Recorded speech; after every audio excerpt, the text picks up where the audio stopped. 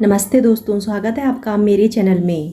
कहानी अच्छी लगे तो वीडियो को लाइक करना ना भूलें। आज की कहानी है दूसरों की बुराई करने वाले लोगों के साथ क्या होता है। अगर आप भी करते हैं दूसरों की निंदा तो जाने क्या होगा इसका परिणाम। एक दिन कुछ ब्राह्मण राजा से मिलने नगर में आए तो उन्होंने एक महिला से राजमहल का पता पूछा। महिला ने पता तो बता दिया, लेकिन साथ ही साथ कहा कि जरा संभल के रहना। राजा ब्राह्मणों को खाने में जहर मिलाकर मार देता है।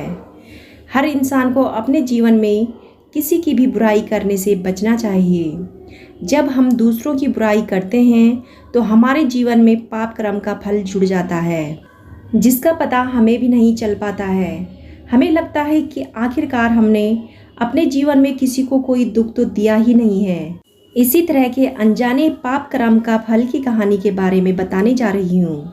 अनजाने पाप कर्म का फल बहुत समय पहले की बात है। एक राजा ने ब्राह्मणों को भोज करने का दावत दिया। भोजन महल के बगीचे में पक रहा था। उसी समय एक चील अपने पंजों में सांप को दबाए वहां से उड़ रहा था। सांप ने अपने आत्मरक्षा में चील को मारने के लिए अपने फन से जहर निकाला।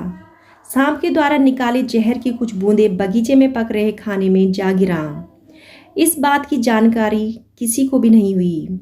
खाना पककर तैयार हो गया। उस जहरीले खाने को खाकर ब्राह्मणों की मौत हो गई। राजा को इस बात का पता चला तो उसे बहुत दुख हुआ। राजा ब्राह्मणों की हत्या के लिए खुद को जिम्मेदार समझ रहा था। ब्राह्मण हत्या का दोष किसे दिया जाए, ये प्रश्न यमराज सहित सभी असमंजस की स्थिति में थे। इस पाप का कर्म फल किसके खाते में जाना चाहिए? राजा, जिसको पता ही नहीं था कि खाना जहरीला हो गया है, या रसोइये को, जिसको पता ही नहीं था कि खाने में जहर किसने मिलाया? चील, जो उस जगह से जहरीले सांप को लेकर गुजरा था, या सांप जिसने अपने आत्मरक्षा में जहर निकाला था? कई दिनों तक यमराज किसी निष्कर्ष पर नहीं पहुंच पा रहे थे कि किसके खाते में इस पाप कर्म का फल लिखा जाए। इसी बीच एक दिन कुछ ब्राह्मण राजा से मिलने नगर में आए। उन्होंने एक महिला से राजमहल का पता पूछा। महिला ने पता तो बता दिया था, लेकिन साथ ही साथ कहा कि जरा संभल के रहना। राजा ब्राह्मणों को खाने में जहर देकर मार देता है। महिला ने जैसे ही यह शब्द बोला, यमराज ने तुरंत फैसला ले लिया कि ब्राह्मणों के मौत के पाप का कर्म का फल इस महिला के खाते में जाना चाहिए। यमराज के इस निर्णय से दूत हैरान हो गए। सभी ने एक स्वर में बोला कि महिला तो इसमें कहीं से कहीं तक शामिल नहीं थी। यमराज ने जवाब दिया कि ब्राह्मणों के मौत पर किसी को आनंद नहीं मिला, बल्कि सभी को दुख ही पहुंचा। परंतु उस घटना की चर्चा करते वक्त उस महिला में आनंद का भाव दिखा।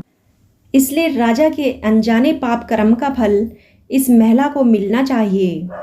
दोस्तों, इस तरह से हमें दूसरों की बुराई से बचना चाहिए, वरना किसी और के पाप कर्म के फल हमारे खाते में जुड़ जाता है। कभी भी किसी की बुराई नहीं करनी चाहिए, क्योंकि दूसरे की बुराई करने से जो उसने पाप कर्म किए हैं वह पाप कर्म हमसे जुड़ जाता है और उसकी सज़ा हमें मिलती है। इसलिए कभी भी दूसरों की बुराई करने से बचें। दोस्तों, अगर आपको कहानी थोड़ी सी भी अच्छी लगी हो तो वीडियो को लाइक और चैनल को सब्सक्राइब करना ना भूलें। कहानी सुनने के लिए आप सभी का तहे दिल से धन्यवाद।